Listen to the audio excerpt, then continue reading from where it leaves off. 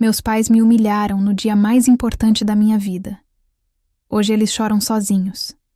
Meu nome é Clara, tenho 28 anos e moro em Florianópolis. Olho pela janela do meu apartamento e vejo o mar da beira-mar norte se estendendo infinito, mas hoje ele me parece pequeno perto do vazio que sinto no peito. Há uma semana, Rafael me pediu em casamento na ponte Hercílio Luz e eu deveria estar flutuando de felicidade. Deveria estar planejando cada detalhe, sonhando com o vestido, imaginando como seria perfeito. Mas ao invés disso, estou aqui, segurando o telefone com as mãos trêmulas, tentando encontrar coragem para ligar para meus pais. Sempre fui a filha invisível. Marta e Paulo, meus pais, me criaram como se eu fosse um acessório em suas vidas perfeitamente organizadas. Ele, dentista respeitado no centro da cidade. Ela, professora de piano que dava aulas particulares para filhos de famílias importantes.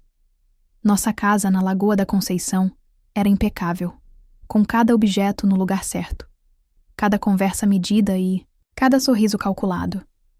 Eu cresci tentando me encaixar nessa perfeição, mas sempre fui o elemento fora do lugar. Lembro-me das tardes em que ficava sentada na sala, ouvindo mamãe tocar piano para outros filhos, crianças que ela elogiava com um brilho no olhar que eu nunca vi direcionado a mim.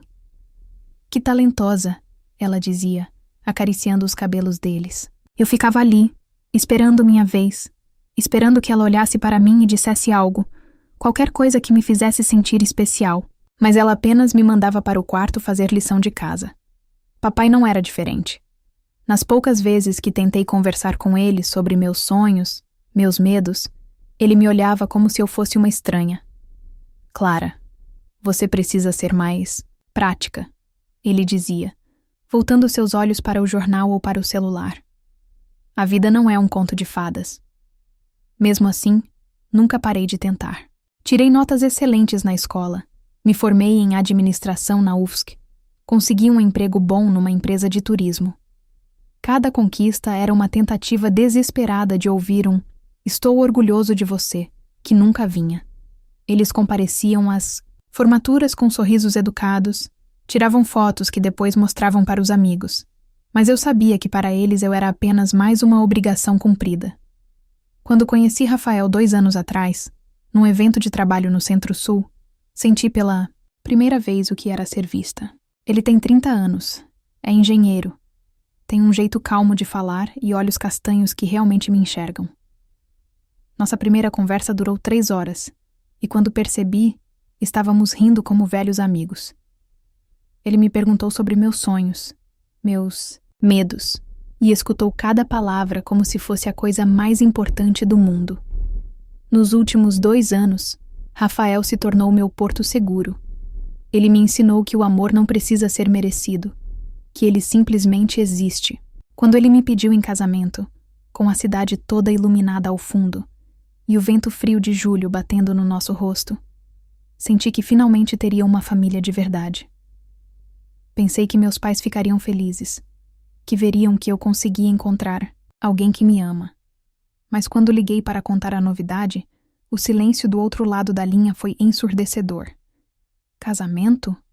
Mamãe repetiu, como se a palavra fosse estranha. Clara, você tem certeza? Vocês se conhecem há tão pouco tempo? 2 anos, mãe, eu corrigi, sentindo minha voz tremular.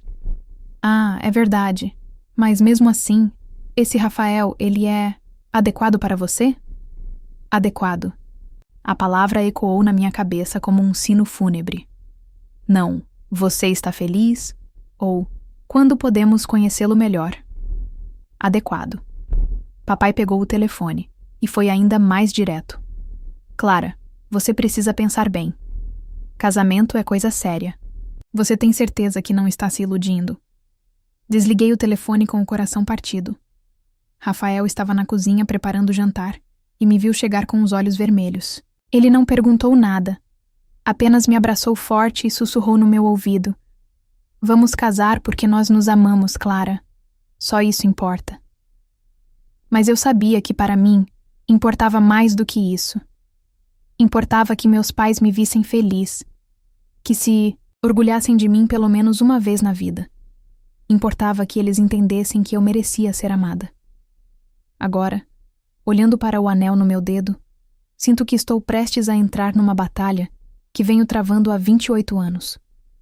A batalha para ser vista, para ser aceita, para ser amada pelos únicos 2 seres humanos que deveriam me amar incondicionalmente. Não. Sei se estou preparada para perder essa guerra mais uma vez.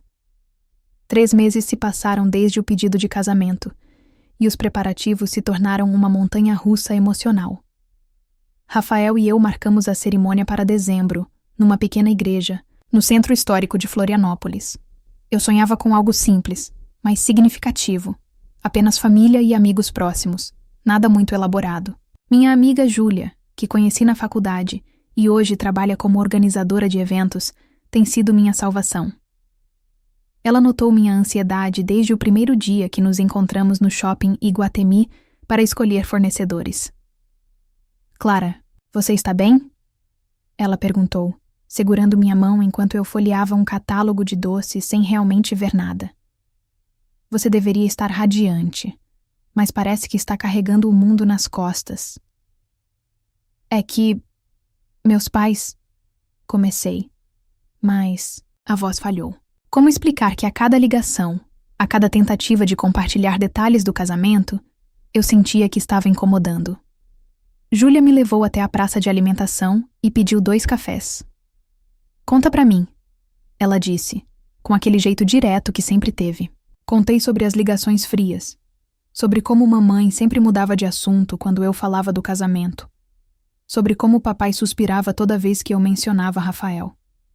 Contei sobre o jantar desastroso da semana anterior, quando finalmente consegui que eles concordassem em conhecer melhor meu noivo. Ele trabalha com o quê mesmo?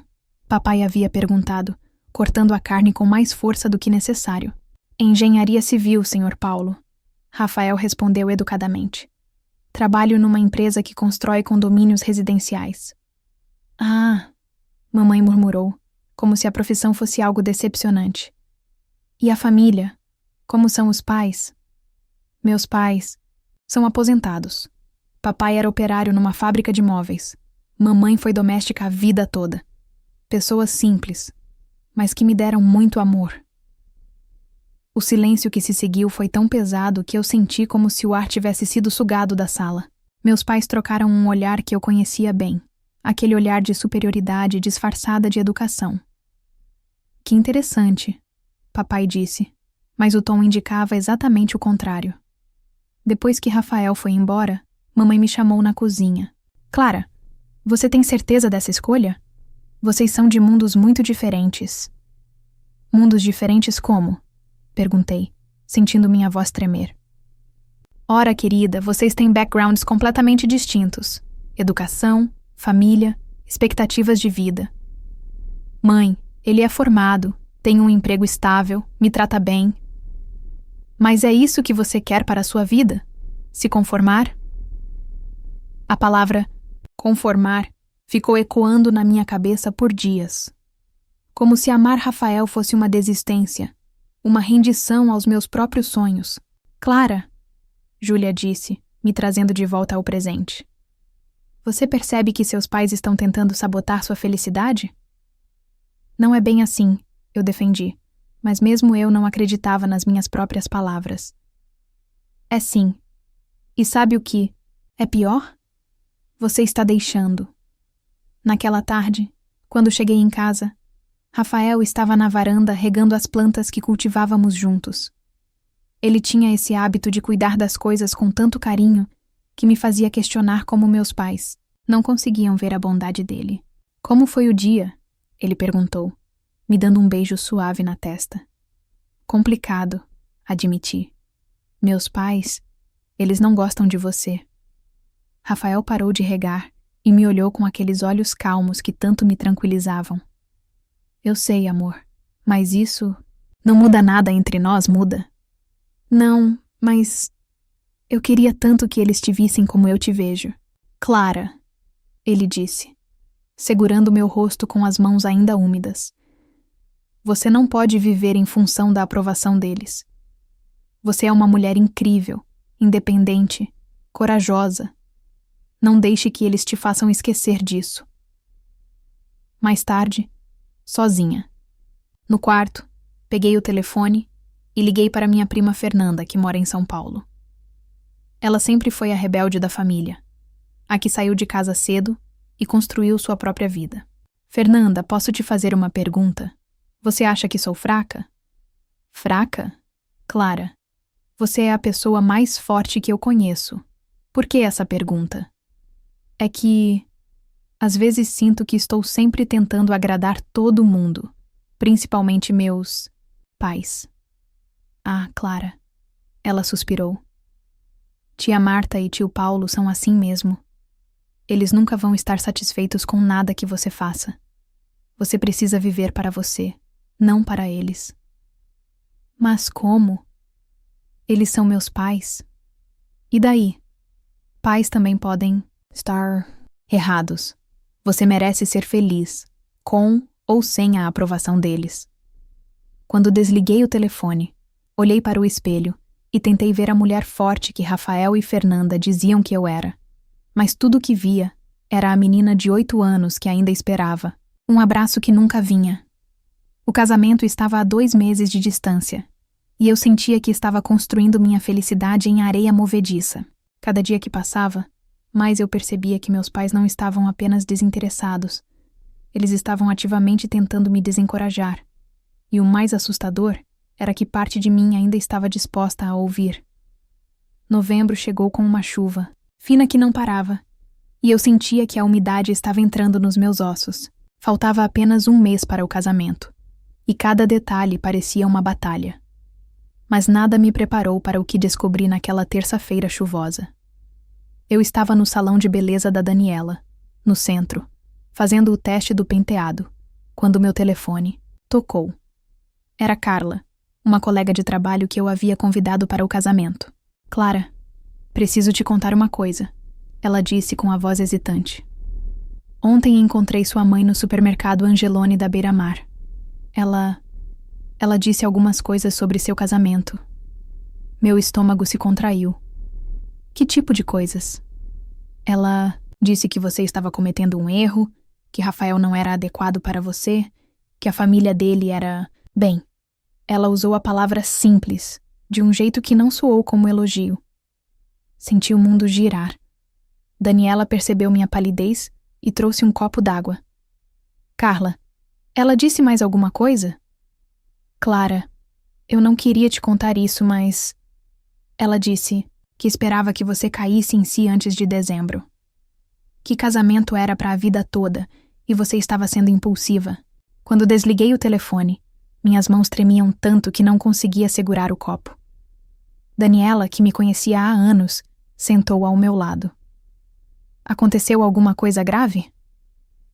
Minha mãe está falando mal do meu casamento para as pessoas. Murmurei, ainda em choque. Sua mãe sempre foi assim, Clara. Lembro da época do colégio, quando você ganhava algum prêmio, e ela sempre encontrava um jeito de diminuir sua conquista. Daniela tinha razão. Sempre que eu conquistava algo, mamãe encontrava uma forma de transformar em algo menor. Quando ganhei uma bolsa de estudos parcial na faculdade, ela disse: "Pena que não foi integral, né?" Quando consegui meu primeiro emprego, ela comentou: "Bem, pelo menos é um começo." Saí do salão com uma certeza dolorosa. Meus pais não estavam apenas desinteressados no meu casamento. Eles estavam ativamente tentando sabotá-lo. Em casa, encontrei Rafael na cozinha preparando o jantar. Ele tinha essa mania de cozinhar. Quando estava preocupado, e pela quantidade de panelas no fogo, eu sabia que algo estava errado. "Amor, aconteceu alguma coisa?" perguntei. Ele parou de mexer o molho e me olhou com uma expressão que eu nunca tinha visto antes, uma mistura de tristeza e raiva contida. "Meu chefe me chamou hoje. Disse que alguém ligou para a empresa perguntando sobre mim, minha situação financeira, meu desempenho no trabalho." Meu coração parou. "Quem?" Ele não quis dar detalhes, mas disse que a pessoa se apresentou como da família da noiva e que estava preocupada com a situação. Senti como se tivesse levado um soco no estômago. "Rafael, Clara, seus pais estão investigando minha vida. Eles estão tentando encontrar alguma coisa para usar contra mim." Desabei no sofá. A humilhação era tão intensa que eu sentia dor física. Como eles podem fazer isso? A pergunta é: o que você vai fazer a respeito? Pela primeira vez, vi decepção nos olhos de Rafael. Não comigo, mas com a situação toda. Ele se sentou ao meu lado e pegou minhas mãos. Clara, eu te amo, mas não posso continuar sendo tratado como se fosse uma ameaça ou um erro na sua vida. Seus pais estão destruindo nosso relacionamento aos poucos, e você está deixando. Eu não sei como parar isso. Admiti, as lágrimas finalmente vindo. Eles sempre foram assim. Sempre me fizeram sentir que eu não era suficiente. Mas você é suficiente, amor. Você é mais do que suficiente. A questão é, quando você vai perceber isso? Naquela noite, não consegui dormir. Fiquei na varanda olhando para o mar, lembrando de todas as vezes que meus pais me fizeram sentir pequena. Lembrei do dia da minha formatura, quando eles chegaram, atrasados e saíram cedo. Lembrei das festas de aniversário onde eu era apenas uma figurante na própria comemoração. Lembrei de como eles sempre tinham tempo para elogiar os filhos dos outros, mas nunca para mim. E então lembrei de Rafael me pedindo em casamento. Lembrei de como ele tremia de nervosismo, de como disse que eu era a mulher mais incrível que ele já conheceu, de como seus olhos brilhavam quando eu disse sim. Lembrei de como ele me abraçou como se eu fosse o tesouro mais precioso do mundo. No dia seguinte, tomei uma decisão. Liguei para meus pais e marquei um almoço. Chegou a hora de ter uma conversa franca. Encontrei-os no restaurante Ostradamus, na Lagoa. Eles estavam impecáveis como sempre, conversando sobre os vizinhos quando cheguei. Mamãe me cumprimentou com um beijinho no rosto. Papai acenou da cadeira. Mãe, pai, preciso falar com vocês sobre o casamento. Ah, Clara, não vamos começar com drama, mamãe disse, sem nem levantar os olhos do cardápio. Vocês ligaram para a empresa do Rafael. O silêncio foi ensurdecedor. Papai finalmente me olhou nos olhos. Nós temos o direito de saber com quem nossa filha está se casando. Vocês têm o direito de me perguntar, não de investigar às minhas costas. Clara, você está sendo dramática, mamãe disse, mas seu tom defensivo entregou tudo. Dramática? Vocês estão sabotando. Meu casamento e eu que estou sendo dramática? Nós estamos tentando te proteger, papai disse, mas sua voz soava oca. Proteger de quê? De ser feliz? Pela primeira vez na vida, vi algo parecido com medo nos olhos dos meus pais. Como se eles finalmente tivessem percebido que estavam perdendo o controle sobre mim. E talvez estivessem mesmo. 15 de dezembro. O dia do meu casamento chegou com um céu azul límpido e uma brisa suave que vinha do mar. Acordei às 6 da manhã no apartamento da Júlia, onde passei a última noite de solteira. Ela havia insistido que eu não ficasse sozinha. E agora, eu entendia por quê. Meu telefone estava silencioso. Nenhuma mensagem dos meus pais desejando sorte, nenhuma ligação perguntando se eu precisava de alguma coisa. Nada. Eles ainda não ligaram? Júlia perguntou, trazendo café e pão de açúcar para o quarto. Não, respondi, tentando soar indiferente, mas minha voz traiu a dor que eu sentia. Clara, você tem certeza que quer que eu ligue para eles? Talvez tenham esquecido o horário. Júlia, se eles quisessem estar aqui, estariam. Ponto. Mas por dentro, eu sangrava.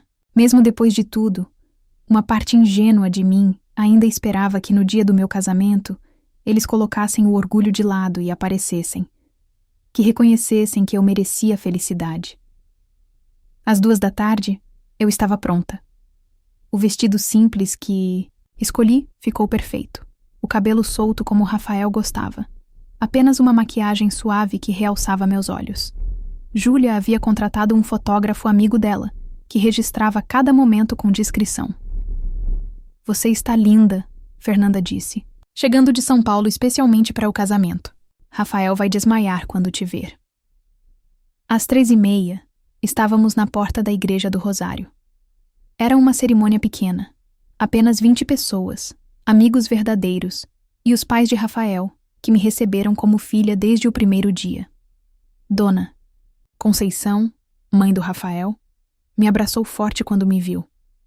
Minha filha, você está radiante. Rafael é um homem de sorte. Obrigada por me acolherem na família de vocês, eu disse, com lágrimas nos olhos. Família não é só sangue, querida, é amor e escolha.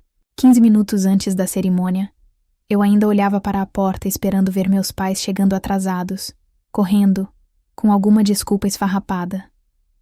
Mas a porta permaneceu fechada. Rafael me esperava no altar com os olhos brilhando.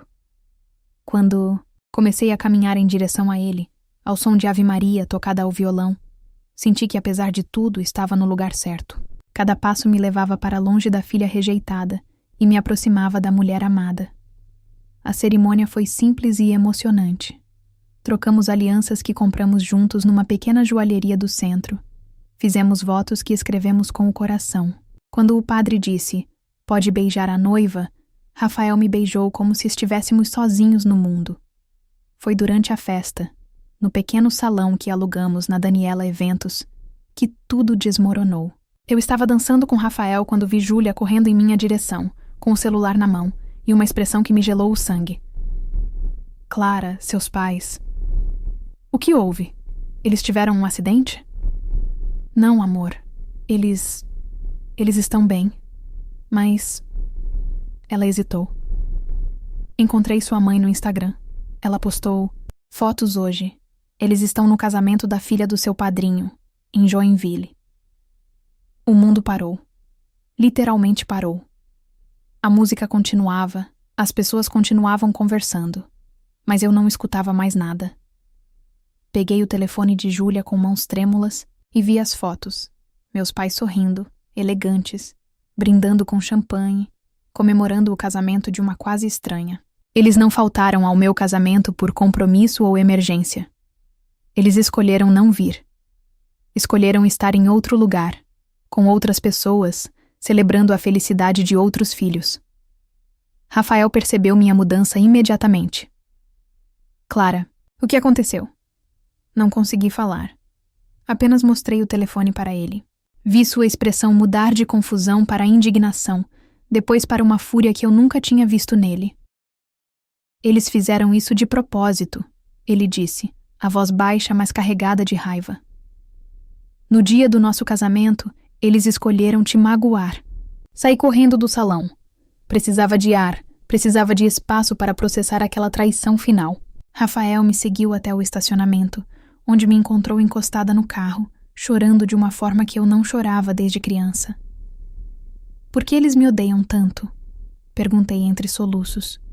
O que eu fiz para merecer isso? Nada, amor. Você não fez nada.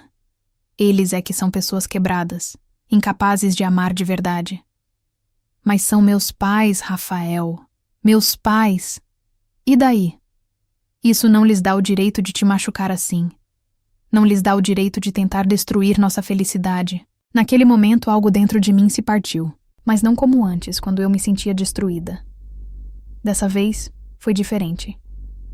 Foi como se uma corrente que me prendia há 28 anos finalmente tivesse se rompido. Eles nunca vão me amar, eu disse. Não como uma lamentação, mas como uma constatação, fria. Nunca vão se orgulhar de mim, nunca vão me ver como filha. Não, não vão. Rafael concordou, me abraçando forte. Mas isso não diminui quem você é. Não diminui o quanto eu te amo, o quanto nossos amigos te amam, o quanto você merece ser amada. Olhei para ele, meu marido, e pela primeira vez senti que talvez não precisasse mais da aprovação de duas pessoas que claramente nunca souberam como amar uma filha. Vamos voltar para nossa festa, eu disse, secando as lágrimas. Vamos celebrar nosso amor com pessoas que realmente se importam conosco. Tem certeza? Tenho. Hoje é nosso dia, Rafael. Não vou deixar que eles estraguem isso também.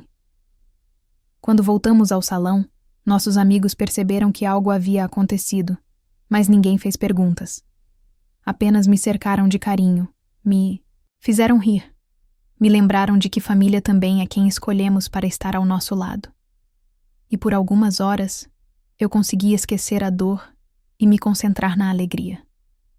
Mas eu sabia que o confronto final ainda estava por vir. 2 semanas depois do casamento, recebi uma ligação. Era a mamãe, com aquela voz fingidamente casual que eu conhecia tão bem. Clara, querida, como foi a lua de mel em Camboriú? Não fomos para a lua de mel, mãe. Decidimos guardar o dinheiro para a mudança. Ah, que pena. Bem, estou ligando, porque... Bem, as pessoas têm perguntado sobre o casamento. Vocês não postaram quase nada. Senti uma risada amarga subindo pela garganta. Elas se importavam com o que as pessoas iam pensar, não comigo. Mãe, vocês não foram ao meu casamento. Clara, não dramatize. Nós tínhamos um compromisso anterior. Vocês escolheram um compromisso anterior. A diferença. O silêncio do outro lado foi longo.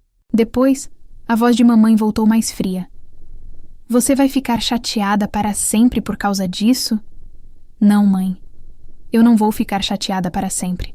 Eu vou seguir em frente, com ou sem vocês. Desliguei o telefone antes que ela pudesse responder. Rafael estava empacotando livros na sala. Nós tínhamos decidido nos mudar para Curitiba, onde ele havia recebido uma proposta de trabalho numa empresa de engenharia. Era a chance de recomeçarmos longe de toda aquela toxicidade. Eram seus pais? Ele perguntou, vendo minha expressão. Era. Aparentemente estão preocupados com o que as pessoas vão pensar sobre não terem ido ao casamento. E o que você disse? A verdade. Que vou seguir em frente. Rafael sorriu e me abraçou por trás. Estou orgulhoso de você. 3 dias depois, papai apareceu no nosso apartamento. Eu estava organizando meus diplomas quando ouvi a campainha. Quando abri a porta e o vi ali, com aquela expressão séria que sempre usava quando queria impor autoridade, senti nada, nem raiva, nem tristeza, nem esperança. Apenas um vazio estranho. Posso entrar? Precisamos conversar. Claro. Ele se sentou na sala, olhando ao redor como se estivesse avaliando nossa decoração. Sua mãe me contou sobre a ligação. Acho que você está exagerando. Exagerando. Clara, nós tínhamos um compromisso anterior. O casamento do Rodrigo estava marcado há meses. O meu casamento também estava marcado há meses, pai. Mas você sabe como são essas coisas. O Rodrigo é afilhado meu. Eu era padrinho. E eu sou sua filha. Exato. E como minha filha, você deveria entender certas prioridades sociais. Naquele momento, algo cristalino se formou na minha mente. Por anos, eu tinha me perguntado o que estava errado comigo. Por que eu não conseguia agradar meus pais? Porque nunca era suficiente. Mas olhando para papai ali, falando sobre prioridades sociais, no dia que deveria ter sido o mais importante da minha vida, eu finalmente entendi. O problema nunca foi comigo. Pai, eu disse, com uma calma que me surpreendeu. Você percebe que acabou de me dizer que ser padrinho de um quase estranho é mais importante do que estar no casamento da própria filha? Não é bem assim. É exatamente assim. E sabe de uma coisa? Está tudo bem. Ele piscou confuso. Como assim? Está tudo bem porque eu finalmente entendi que vocês nunca vão me amar da forma que eu preciso ser amada. E eu não vou mais desperdiçar minha vida tentando merecer algo que vocês são incapazes de dar. Clara, você está sendo dramática. Não, pai. Estou sendo honesta. Pela primeira vez na vida, estou sendo completamente honesta. Levantei e fui até a janela, olhando para o mar que em breve deixaria para trás. Eu me casei com um homem maravilhoso que me ama exatamente como eu sou. Tenho amigos que se preocupam comigo de verdade. Tenho um trabalho que me realiza e uma vida que eu escolhi. Não preciso mais da aprovação de vocês para ser feliz. Nós somos seus pais, Clara. São. Mas isso não significa que tenham o direito de me maltratar. Virei-me para ele e, pela primeira vez, o olhei sem medo, sem aquela necessidade desesperada de aprovação que me acompanhou por 28 anos. Pai, vocês são bem-vindos na minha vida se quiserem me amar de verdade.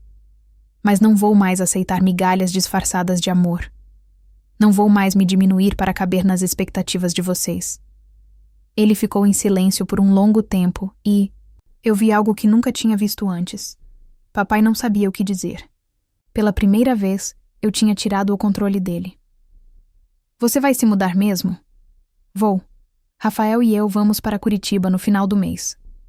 E nós? Vocês vão ficar bem. Sempre ficaram. Depois que ele saiu, me sentei no chão da sala vazia e chorei. Mas não eram lágrimas de tristeza. Eram lágrimas de libertação, de alívio, de luto por uma relação que nunca existiu realmente. Rafael chegou em casa e me encontrou assim. Sentou ao meu lado sem dizer nada. Apenas segurou minha mão. Acabou, eu disse. Realmente acabou. Como você se sente? Livre. Pela primeira vez na vida, me sinto livre. 6 meses depois, estou aqui em Curitiba, escrevendo essa história na varanda do nosso apartamento novo. Rafael está na cozinha, fazendo aquele café especial que ele aprendeu a fazer, e eu ouço ele cantarolando uma música. Ontem, descobrimos que vou ser mãe. Quando olho para minha barriga ainda pequena, faço uma promessa silenciosa. Meu filho vai crescer, sabendo que é amado incondicionalmente. Vai saber que sua felicidade importa mais do que qualquer expectativa social. Vai saber que família de verdade é aquela que te abraça quando você cai e comemora quando você se levanta. Meus pais nunca ligaram depois da mudança. Às vezes, recebo notícias deles através de parentes distantes. Sei que estão bem, que continuam suas vidas como se eu nunca tivesse existido. E está tudo bem, porque eu existo. Eu importo.